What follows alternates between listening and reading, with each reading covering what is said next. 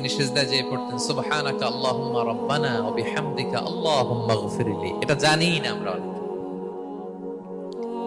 সুবহানাকা আল্লাহুম্মা রাব্বানা ওয়া বিহামদিকা আল্লাহুম্মা ইগফিরলি এর অর্থ হচ্ছে, হে আমার রব, আপনার পবিত্রতা ঘোষণা করছি, আপনার প্রশংসা আমরা করছি, আল্লাহ আপনি আমাকে ক্ষমা করে দেন, আল্লাহুম্মা ইগফিরলি। এই দোয়াটা বিষ্ণু ইসলাম পড়তেন। এছাড়াও বিষ্ণু পড়তেন সুবহুন কুদ্দুসুন রব্বুল মালাইকাতি ওয়ার রূহ, সকল ফেরেশতাদের অধিপতি রব, সবচেয়ে বড় ফেরেশতা যার 600 পাখা, জিবরাইলের রব, সেই রবের প্রশংসা আমি করছি।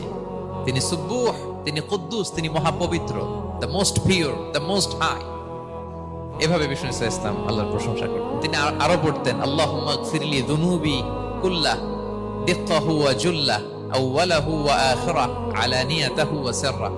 আল্লাহ আপনি আমার গুনাহ মাফ করেন, ছোট গুনাহ, বড় গুনাহ, প্রকাশ্য গুনাহ, গোপন গুনাহ, ইচ্ছায় করেছে যে গুনাহ, অনিচ্ছায় করেছে যে গুনাহ, আল্লাহ সব গুনাহ আপনি মাফ করে দেন। সিজদায় লুটিয়ে পড়ে বিষ্ণু ইসলাম এই দোয়াগুলো পড়তেন। তো এখন থেকে সিজদায় এই দোয়াগুলো, লম্বা চড়া দোয়া আপনারা করবেন তো? বান্দা যখন সিজদায় লুটিয়ে পড়ে আল্লাহর সবচেয়ে কাছে চলে যায়। এবং তোমরা বেশি বেশি দোয়া করো।